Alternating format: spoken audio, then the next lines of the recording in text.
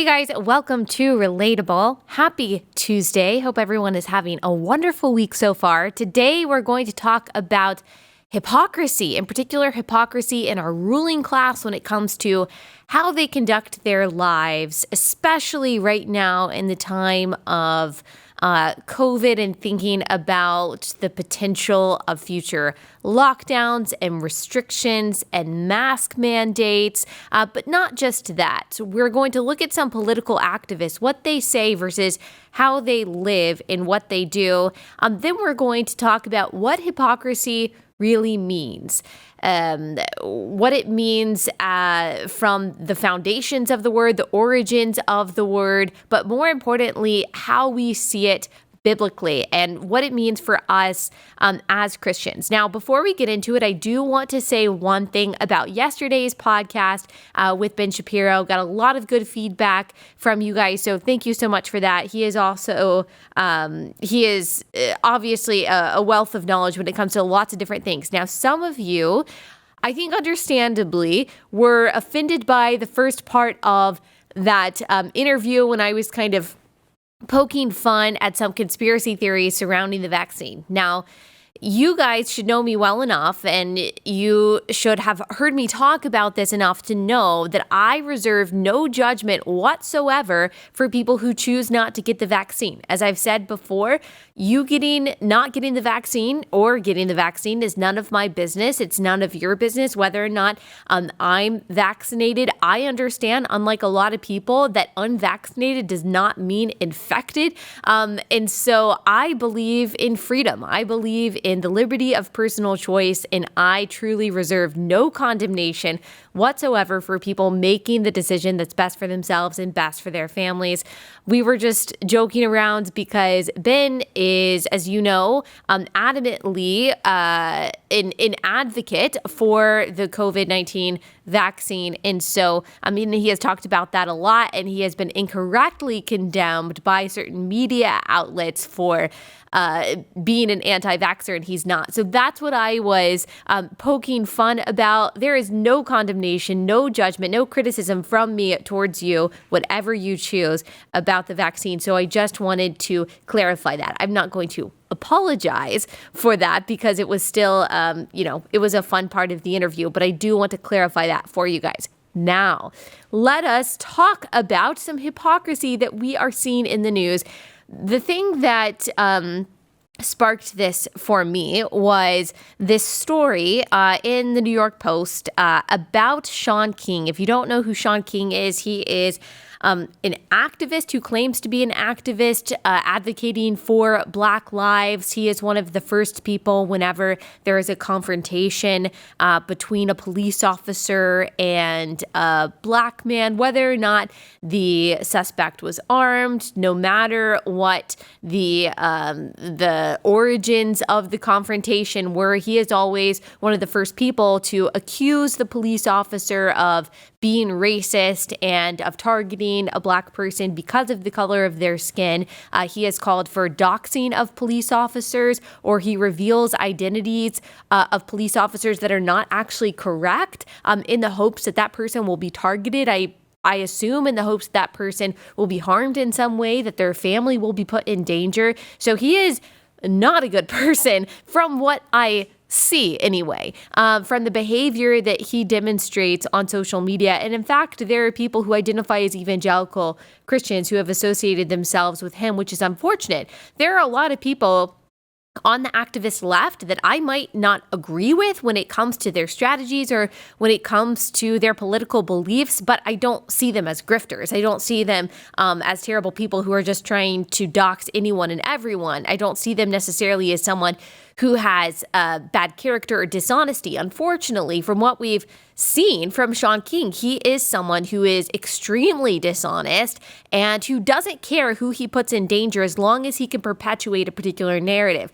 He is going to give misinformation. He is going to leave out particular information as long as he can push this narrative that police officers and really white people in general are racist. Now, there are also a lot of people on the left who don't like Shaun King because they also see him as a grifter. He has unfortunately been accused of a lot of shady business when it comes to when it comes to raising money for supposed Black causes. So let me read you this article in it's actually in Fox News. I originally saw it in the New York Post, and it actually outlines some of the accusations that he's been facing. So the title of the article is Shaun King lives lavishly in lakefront New Jersey home. Shaun King has built his image on being a champion of the poor and disenfranchised, but the controversial civil rights activist lives like a 1%er in a sprawling lakefront home, records show. King, 41, moved earlier this year from a luxury 2-bedroom apartment in downtown Brooklyn. And that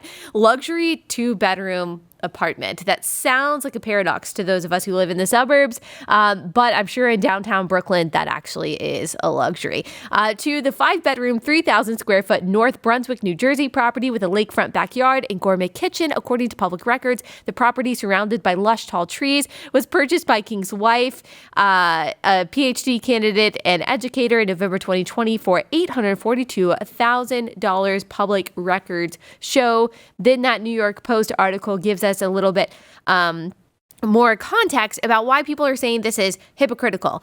I do not care if he lives in a $10 million home. I think more power to you. I mean, that's part of what makes America this great place, that you can be anyone from any background. And if you can get enough people to buy something from you, like, you can create a wealthy life for yourself if you are successful in doing that. Unfortunately, that means that shady people can also be rewarded. And that seems to be what happens here. This is from New York Post. King has been dogged for years by allegations of shady dealings in his charitable efforts and movements he has founded, including a lack of transparency and money he has raised for several criminal justice initiatives he has backed. Fellow activists and those who worked with him raising cash for everything from Haitian orphans to the families of Black men killed by police have repeatedly raised questions about King's leadership and, in some cases, asked where the donations have gone. Samaria Rice, whose 12-year-old son, Tamir Rice, was shot dead by cops in Cleveland in November 2014. Truly an awful case, by the way. That's my side note. Blasted King on social media, accusing him of soliciting funds in her dead son's name without her permission, and even about his identity as Black or biracial. So that's a whole other thing with Shaun King. Some people accuse Shaun King of actually being white and trying to look Black for purposes of activism and clout. I will not speculate on that. I'm just saying that those are some accusations that some people have, including some Black activists on the left. So Tamir Rice's mom said this on Instagram: "Personally, I don't understand how you sleep at night. I never gave you permission to raise nothing. Along with the United States, you robbed me for the death of my son. You are a selfish, self-centered person, and God will deal with you." King co-founded the Real Justice Political Action Committee in 2017 with former Black Lives Matter leader Patrisse Cullors, who resigned from BLM a month after the Post revealed she had spent more than $3 million on real estate in the U.S. We'll get to that in just a second. The federal PAC helps to elect progressive district attorneys across the country to fight to end structural racism. Unfortunately, we've seen the repercussions of that, and it ends up in criminals being let loose into society, and unfortunately raising the recidivism rate at the cost of people's innocent lives, taking in more than $3.2 million from 2019 to 2020. So this is a guy who has been accused, and I would just say accused. You're innocent until proven guilty, but he has been accused time and again of taking people's money, cashing in on the death of Black people, and then taking the money for himself and not actually contributing to any cause that has substantively helped the communities that he says he represents.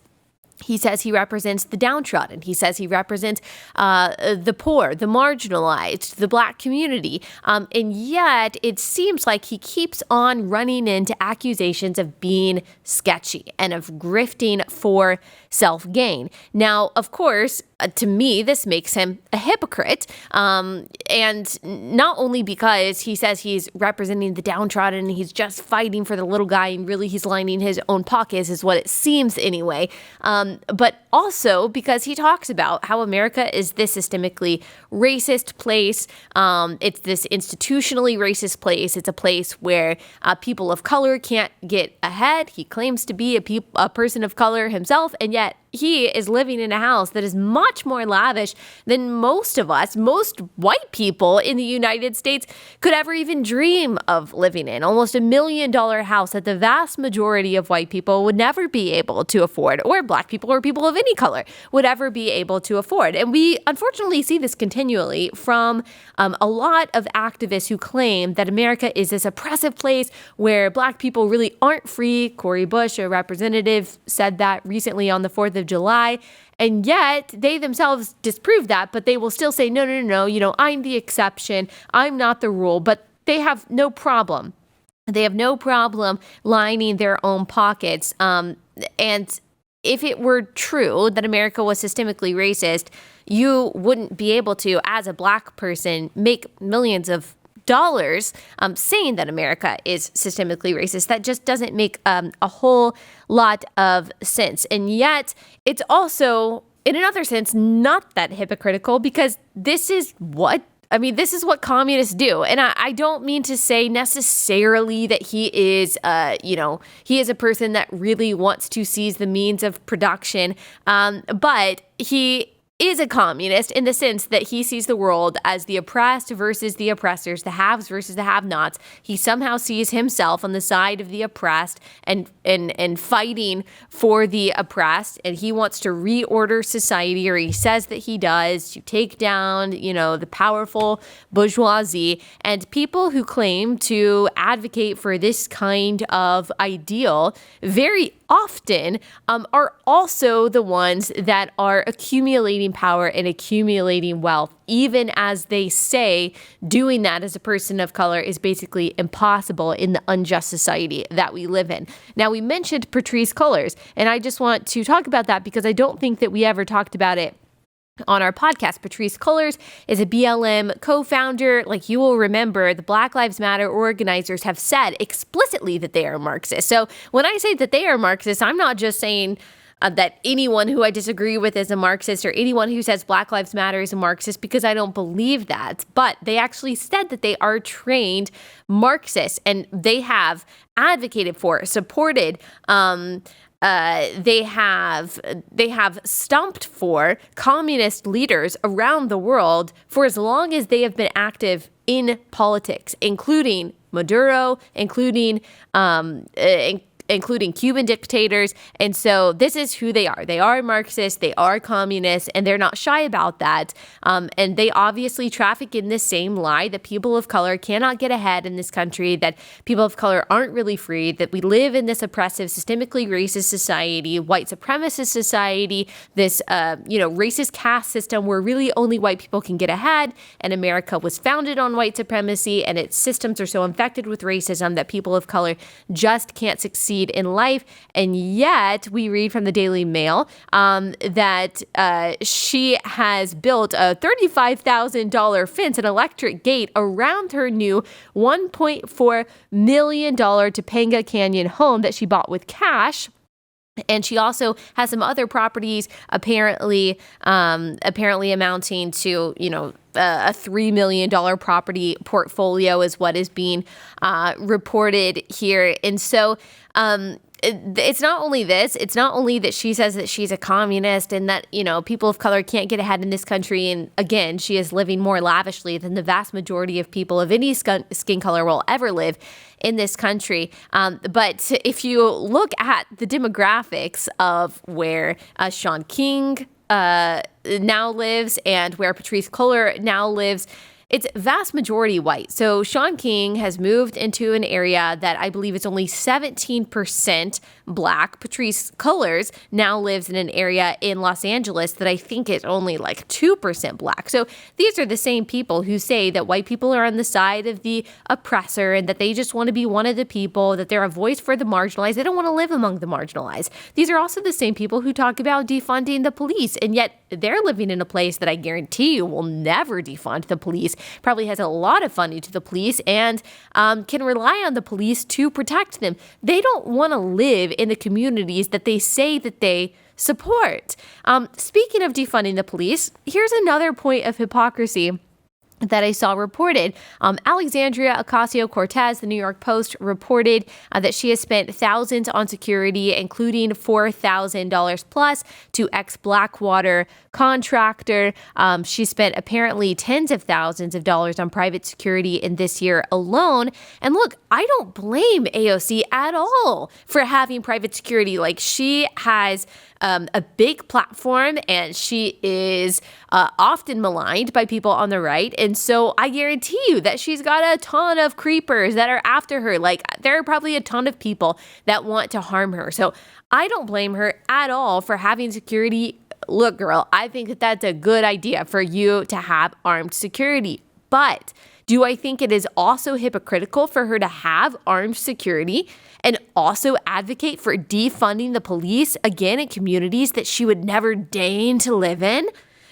And she would probably not even walk alone in at this point in her life? Yes, I do think it's hypocritical.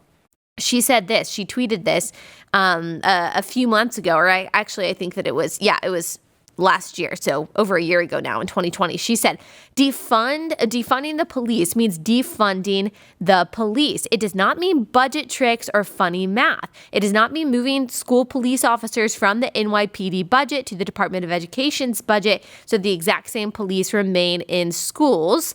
And then she said, also on June 9th, 2020, defund means that Black and brown communities are asking for the same budget priorities that white communities have already created for themselves, schooling more than police, etc. People asked in other ways, but we were always told, no, how do you pay for it? So they found the line item. And she has also talked about, on Instagram, she said that defunding the police looks like living in a suburb. Affluent white communities already live in a world where they choose to fund youth, health, housing, etc., more than they fund police. Well, it's a little bit different. You don't have the same crime rates in a suburb, first of all, and I guarantee you suburbs will be the last place to defund the police. You don't have the same problems in the suburb that you have in the inner city. That's just a fact. That's not a racial statement. That's just a fact. That is where we see the majority of the crime in the inner city. And unfortunately, the people who are victims of defunding the police, as we've seen in Minneapolis, as we've seen in cities across the country who decided to do that, as we've seen in New York, as we've seen in DC, trying to deprioritize the police and to weaken the police so that they don't have as much power to be able, and in Chicago, to be able to catch suspects, and they don't have as much funding to be able to hire the police officers that they need. What we see is that crime has raised dramatically over the past year. And who are the victims of that? Disproportionately people of color, disproportionately women and children of color. So we've seen the murder rate, the violent crime rate in the communities that have sought to defund the police or weaken the police in some way. And AOC doesn't care about that. She cares about her own safety. Of course, she's going to pay thousands of taxpayer dollars to protect herself against those who want to do her harm. She doesn't lose a second of sleep at night thinking about the women and children who are being victimized in places where they no longer feel like they can call the police because they don't even know if the police is going or if the police are going to show up, because the police in some of these places have been told not to enter into some neighborhoods to try to avoid any kind of negative confrontation that could make headlines.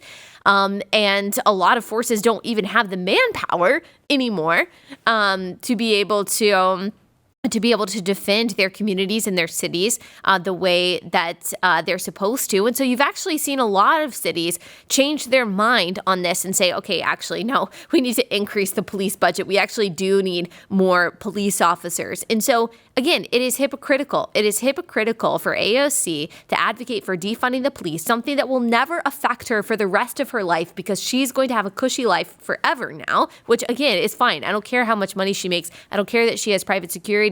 But advocating for defunding the police is going to negatively affect people in poor communities, disproportionately people of color. And as a Marxist, again, she doesn't care about that so long as she is so insulated with privilege and power that she doesn't really have to think about it. So that's another example of this hypocrisy. Now we're going to get into some COVID hypocrisy. But before we do, let me tell you guys about one of my sponsors for today, and that is Annie's Kit Clubs. So they have the perfect subscription boxes for both boys and girls that will keep them creative, constructive, engaged at the kitchen table. It's really hot outside. Maybe your kids don't want to run around all afternoon, but you still want them to be occupied with some kind of productive activity.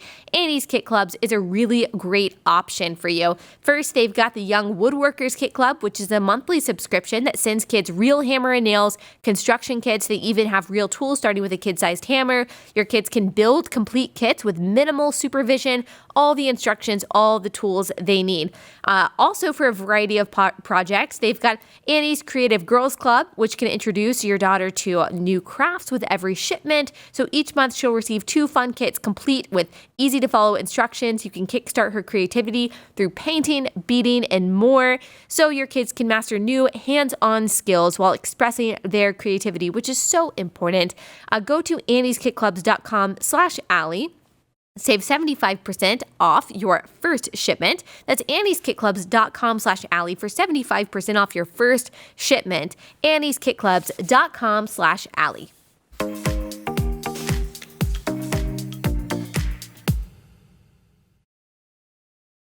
Okay, let's talk about some of this COVID hypocrisy. You guys know that a lot of places right now are they are re-mandating masks. And if you haven't listened to last Wednesday's episode, I believe, with Steve Dace, where we went through a ton of data on masks, on vaccines, on COVID, on the Delta variant. If you haven't listened to it yet, then we will put it in the description of this episode so you can go listen to it, and how it really does not make sense to mandate masks right now with the numbers that we're seeing, especially in K through 12 schools. It just doesn't make any sense. And it makes even less sense when we see a lot of the hypocrisy from the leaders that are mandating these masks. This again is the New York Post reporting that the DC Mayor Muriel Bowser celebrates birthday maskless hours before the new mandate kicks in. And so we will put up a picture of this. There are photos of Bowser celebrating her birthday without wearing a face mask, or anyone around her really wearing a face mask, just a few hours before a new indoor mask mandate for the city kicked in.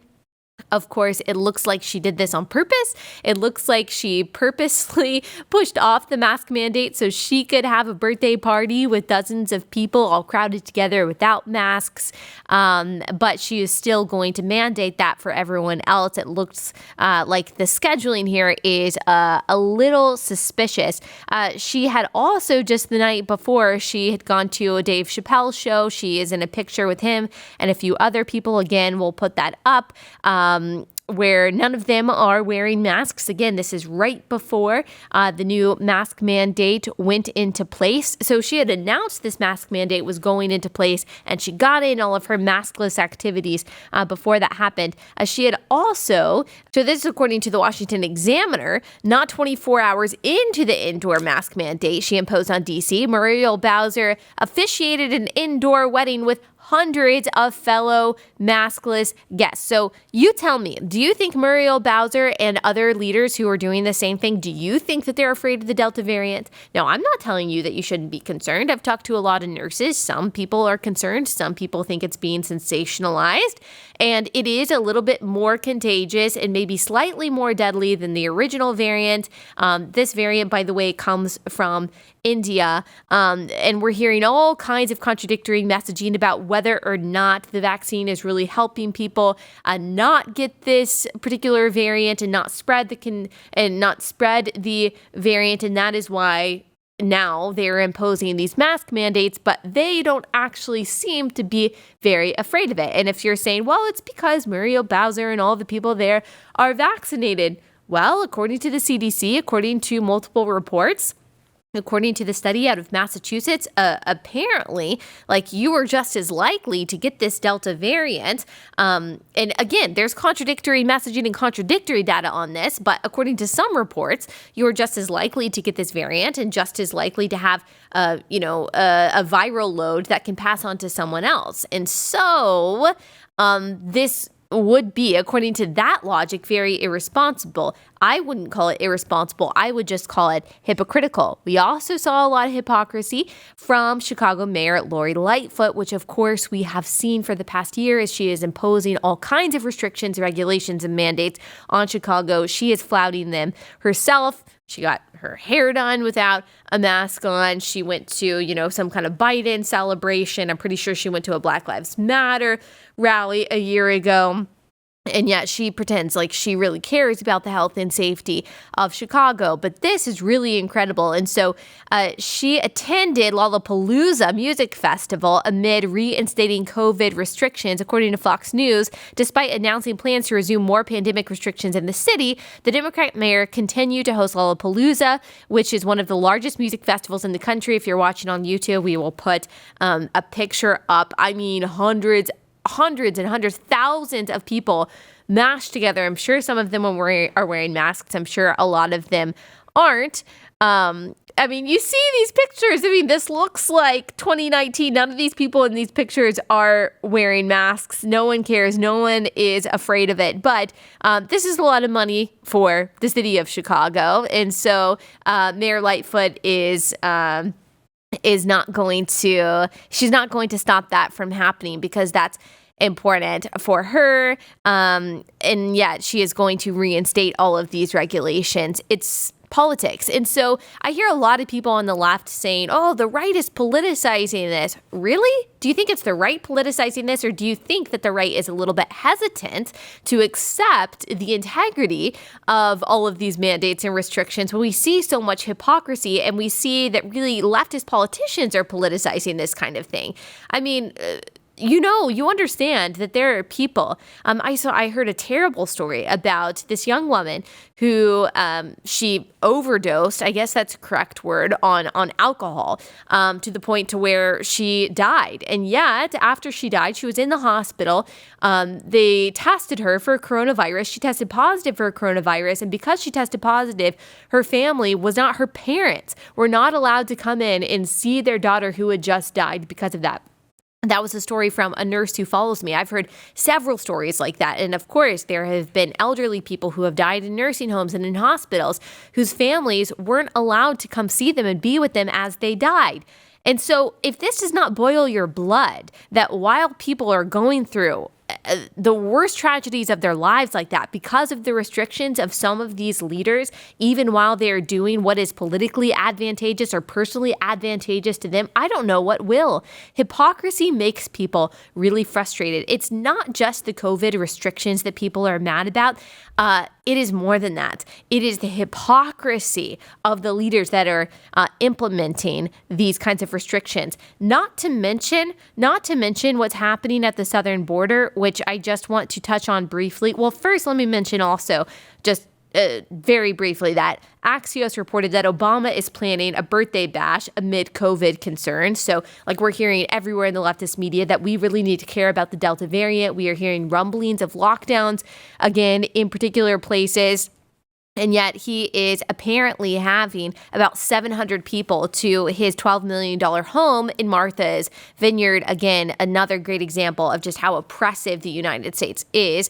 And so, again, I think a lot of people see this as hypocrisy. Maybe he's not the one that's implementing the restrictions, but he is certainly going against the narrative that everyone needs to stay inside with a mask on. I can almost guarantee you the people at Martha's Vineyard at President Obama's birthday party will not all be wearing masks. And again, even if they're vaccinated, we're hearing that they still could pose a risk and a threat. That's why people are saying that vaccinated people still need to be masked up. So you see why people could be frustrated. And then we've got what's happening at the southern border, which I will get into in just 1 second. But first, I've got to tell you guys about one of my favorite sponsors, and that is Good Ranchers. You guys know my husband and I love our Good Ranchers. They've got They've got great quality beef, and they've got better than organic chicken. And all you do is you go to goodranchers.com/Allie. You pick out the cuts of meat that you want, the pre-marinated or not pre-marinated chicken. It's all individually wrapped.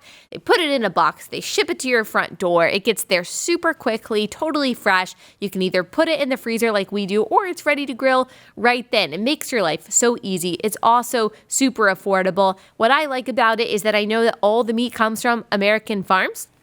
It is supporting American farmers. The people at Good Ranchers have personally traveled the United States meeting with the farmers that they work with. And so they can guarantee that this is ethically raised, sustainably sourced meat, that this is high quality meat. And that's what I really like about it. I like knowing where my food is coming from. And since 80% of the craft beef that you are buying in a grocery store is actually imported from overseas, Good Ranchers is really unique in that regard. So I highly recommend going to goodranchers.com/Allie.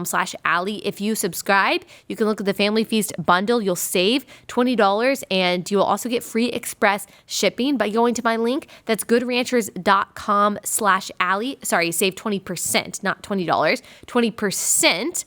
And you'll get free express shipping at my link. Go to goodranchers.com/Allie. That's goodranchers.com/Allie.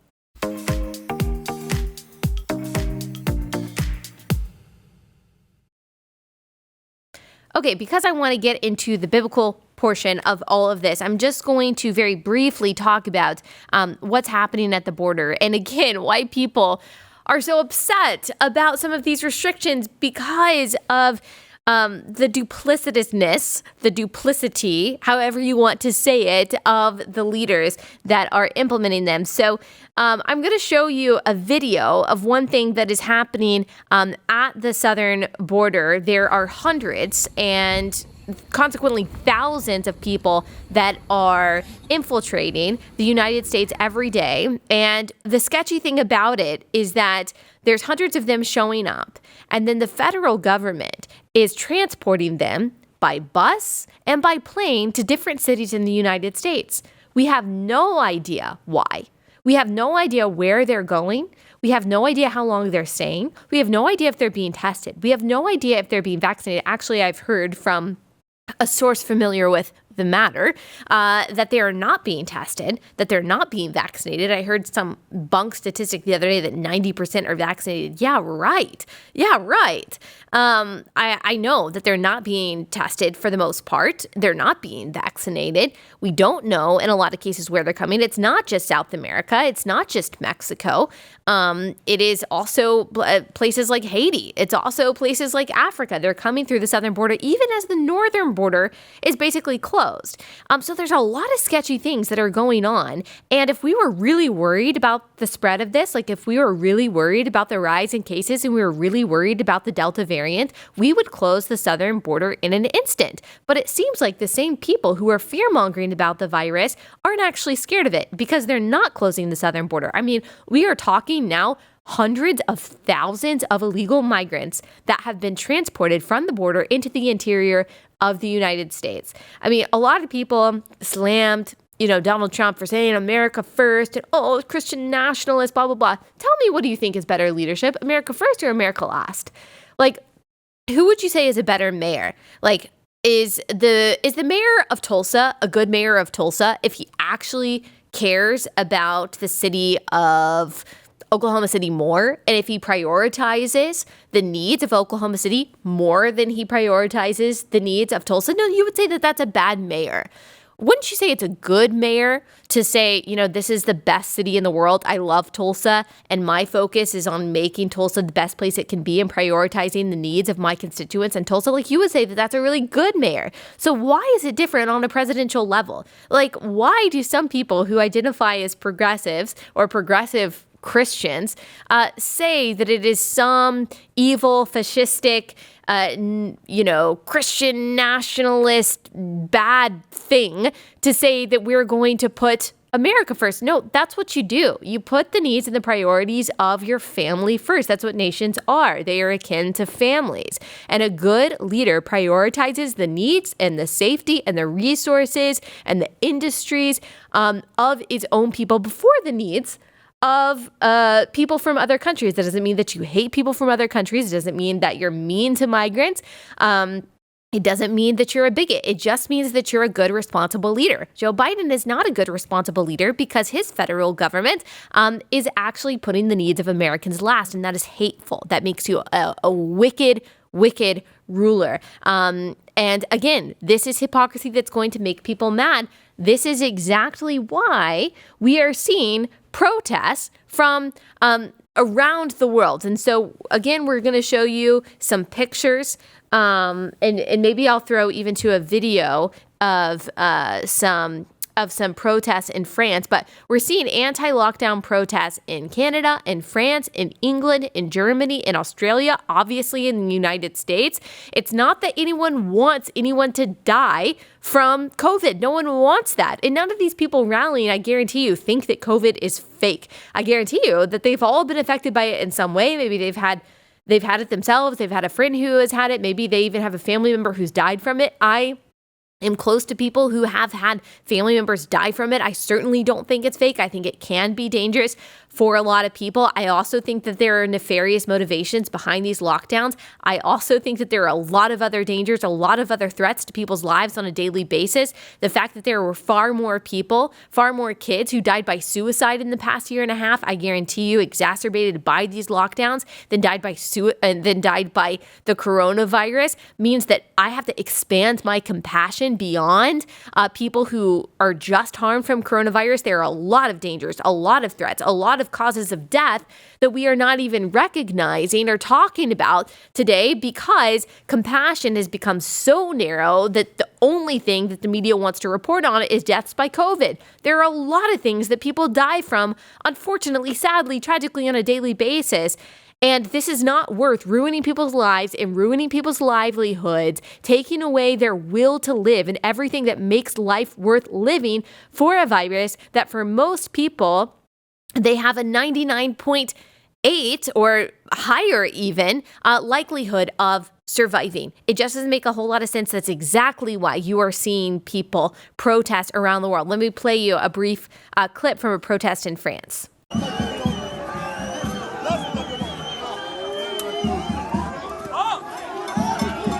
So yeah, people are going to be super frustrated. People are going to be really, really frustrated by all of this. And again, it's not just the restrictions and the regulations. It's the hypocrisy of it. People just don't do well with hypocrisy. They do not do well with their livelihoods being taken away from them. They don't do well with seeing their teenager become a shell of who they were because they have been forced into virtual learning for the past year and a half for a virus that is no more deadly to that age group, to ages 0 to 17, than the flu. There are a lot of nurses, a lot of parents that I've talked to that tell me, and I know this firsthand, that RSV, that croup, that hand, foot, and mouth are really, really bad this year. Even the flu right now, which is rare for the summer, it's really bad among kids. Like a lot of you have personally reached out to me and said that your kid was in the hospital with RSV just a couple weeks ago. Both my kids had RSV just a couple weeks ago. It transferred, to my husband and me as well. And so there are a lot of sick kids right now because unfortunately their immune systems are shot from being locked inside for the past year and a half. I personally think that there is a negative bacterial effect on kids when they are wearing masks all day. And so unfortunately, we have harmed kids, and the strains of viruses that are going around right now that are not at all COVID are seriously and intensely impacting kids. But no one cares about that. Like no one wants to report that. Apparently, it only matters when someone is negatively impacted by one virus and not other viruses. It's really sad. It's really sad. And the media hysteria about this has killed people. I mean, there are also reports of nurses who don't want to treat people who are COVID positive, especially people who are unvaccinated with COVID because they're afraid of getting it or they just have some, political leaning about it. I don't think that accounts for most for most nurses at all. I've only had very wonderful experiences with nurses in my life, but certainly that is happening. I saw one thread on social media from a nurse on Twitter that talked about a man who tested positive, an old man who tested positive, and he was placed in a holding pattern in the hospital because no one wanted to treat him because he was COVID positive, and they didn't want to do this invasive procedure that he needed because he was COVID positive, and he ended up dying while he was waiting. He needed this procedure. They didn't want to do the procedure because he was COVID positive. And so and that's unscientific. So because the media has caused hysteria about this, people are actually dying from it. Okay, so this is life and death. This hypocrisy actually matters. And now I know the hypocrites that I just listed were all Democrats.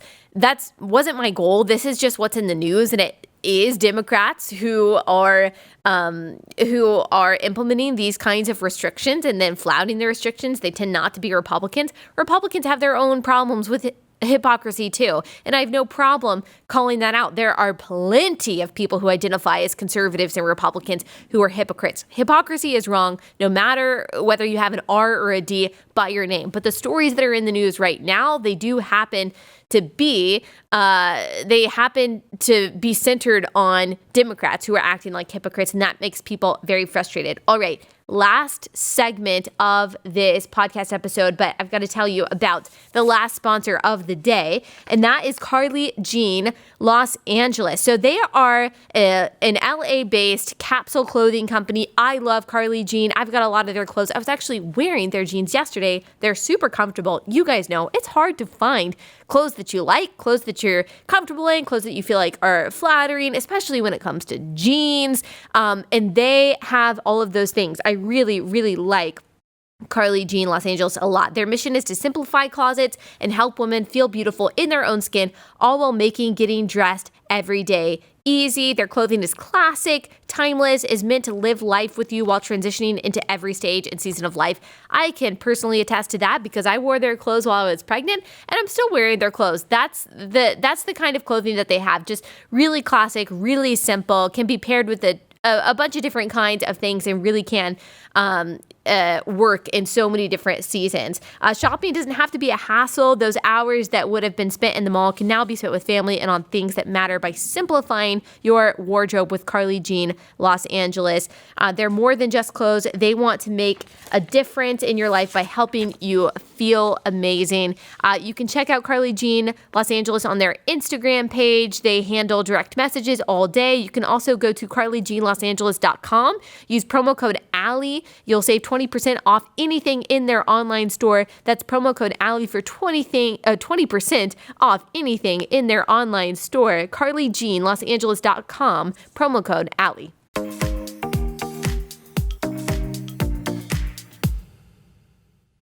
Okay, so let's talk about this word hypocrisy, which again does not just describe Democrats. That's not the point of this. The point is to explain how frustrating hypocrisy is and how it really can drive people to the brink, especially when it comes to our leadership.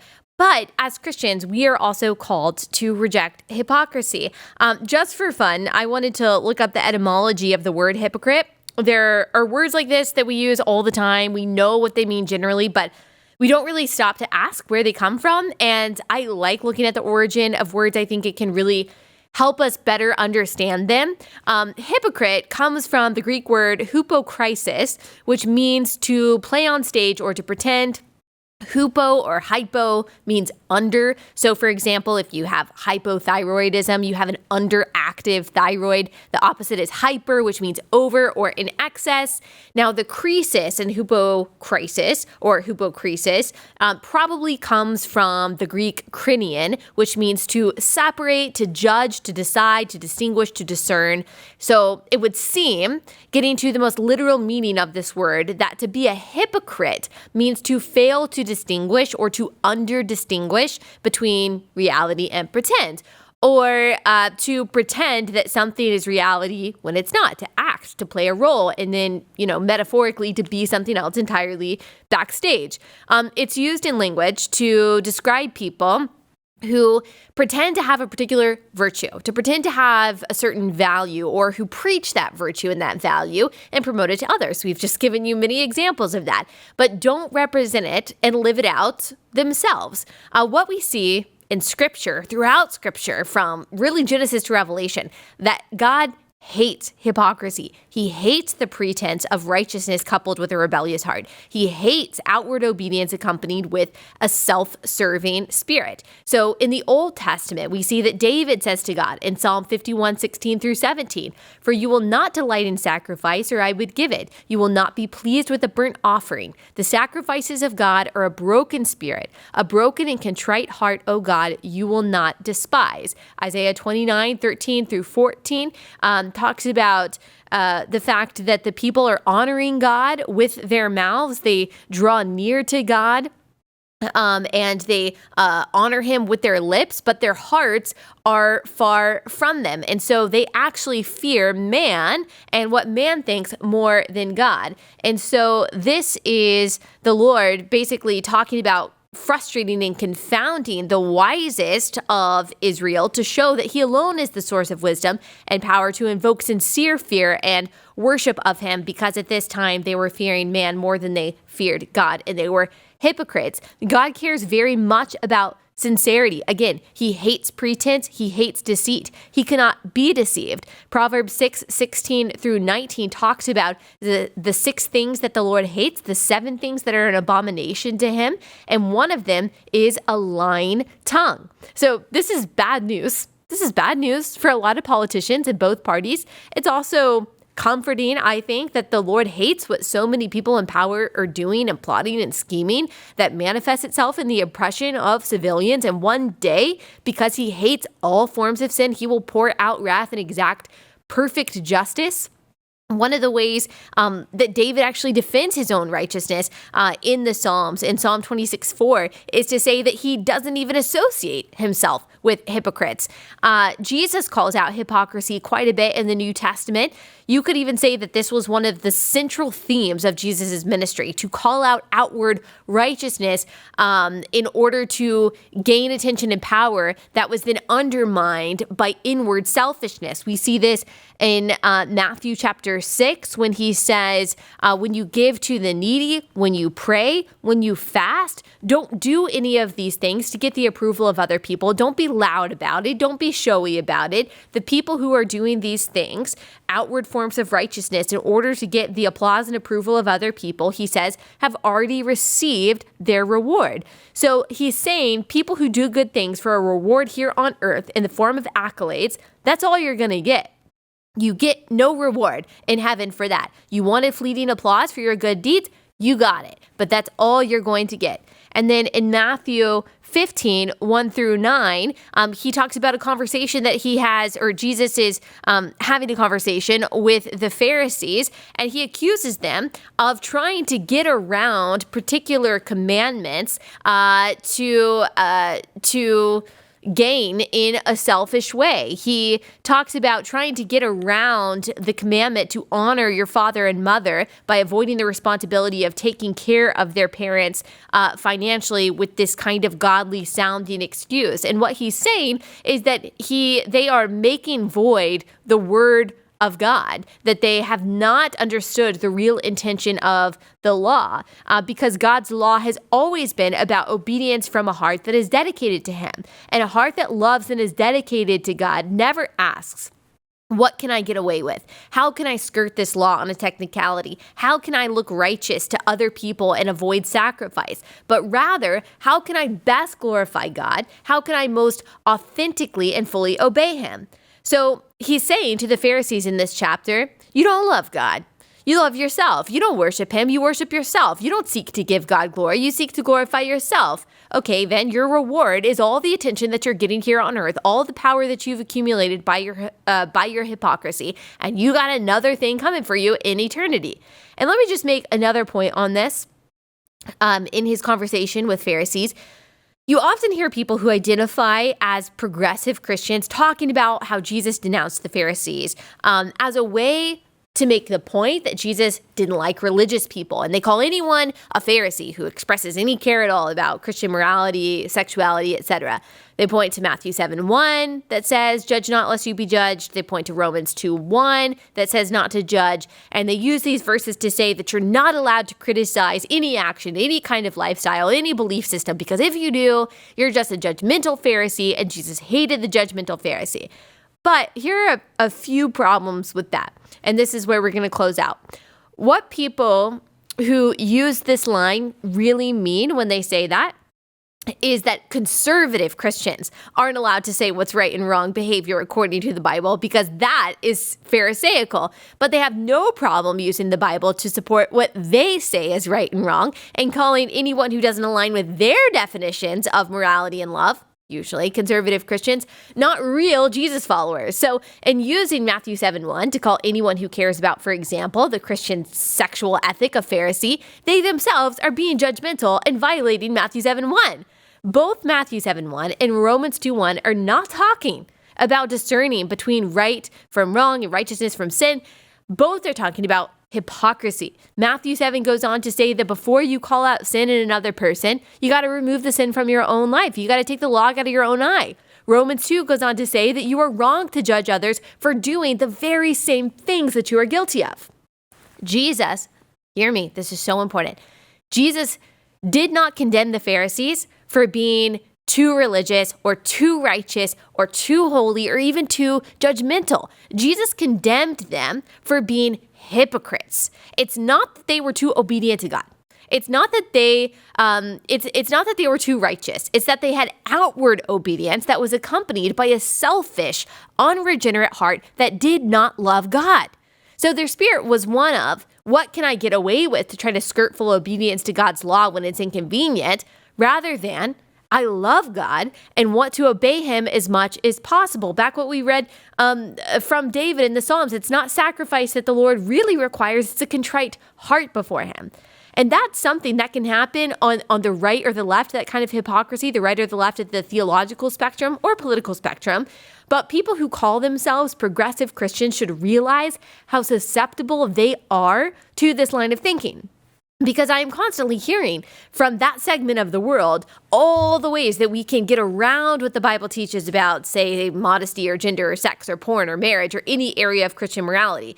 And I'm always hearing, the argument from absence with some people who identify as progressive Christians that Jesus never talked about abortion. Jesus never talked about homosexuality. And not only is that incorrect, because he does talk about these things, honoring children, for example, and honoring sexual morality. But it's also a fallacy. It's a misunderstanding of the Trinity, since Jesus is God and everything that God says, Jesus also says. But it's also emulating the Spirit. It's demonstrating the spirit of what can I get away with? How can I find a way to do what I want to do? And that is not representative of a heart that loves and is submitted to God.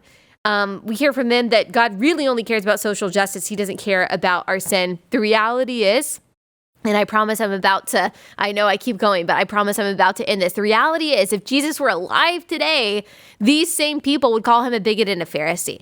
Because for all their talk of Jesus' condemnation of religious people and his association with the lowly and the sinners, the prostitutes, the tax collectors, which also important for this crowd to note, the tax collectors were seen as the scum of society because overtaxation was considered a form of oppression. The adulterers, they seem to ignore that Jesus called all of these people to repentance. He forgave their sins and urged them to sin no more. Not to mention, he reiterates the biblical definition of marriage and gender in Matthew 19, so he would have been seen as hugely problematic to many people who profess to be progressive Christians today. Jesus cared about sin. He came not to abolish the law, but to fulfill the law. He didn't come to say sinning doesn't matter. He came to take the definition of sin to the next level by saying it's not just about what you do, it's about why you do what you do. Jesus cared about what we do on the outside, but he wanted it to be done from a place of sincerity and love, not hypocrisy. 1 Peter 1:22 through 23, 2:1 through 3, says, having purified your souls by your obedience to the truth for a sincere brotherly love, love one another earnestly from a pure heart, since you have been born again, not of perishable seed, but of imperishable, through the living and abiding word of God. So put away all malice and all deceit and hypocrisy and envy and all slander. Like newborn infants, long for the pure spiritual milk, that by it you may grow up into salvation, if indeed you have tasted and seen that the Lord is good. So this is true for all of us. Like, this is something that I take to heart. We all have the tendency to be hypocrites. We all struggle with hypocrisy. It's even more frustrating when we see it from our leadership class, but it's something that we all have to look inward and examine in our own selves. We all have the propensity towards self-righteousness and judging other people of the same things that we are guilty of. And so thank the Lord that we can be sanctified by the Holy Spirit, that we can be justified by grace through faith, that he calls us to radical transparency, radical honesty. I pray that he would continue to sanctify me in that way. That's my prayer for all of us. It's especially my prayer for people in power, because it causes a lot of unrest that is going to end, I think, in a very ugly way. So let's continue to pray for honesty and true virtue, not just among ourselves, but also from the people who lead us. All right, we'll be back here tomorrow with more.